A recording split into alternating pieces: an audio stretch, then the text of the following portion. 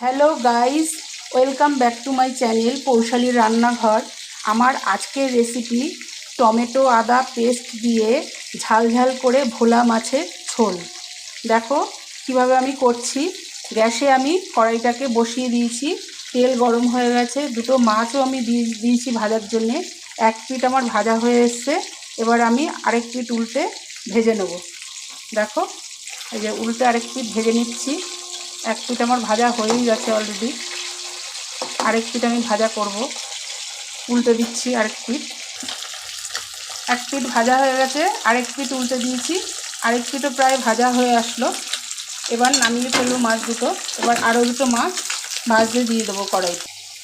আমার ভোলা মাছগুলো সব ভাজা হয়ে গেছে, আর আগের দিনের দুটো বাটা মাছ ছিল সেগুলো আমি ভেজে নিচ্ছি, তারপরে আমি ঝোলটা করব। বন্ধুরা, মাছগুলো সব ভাজা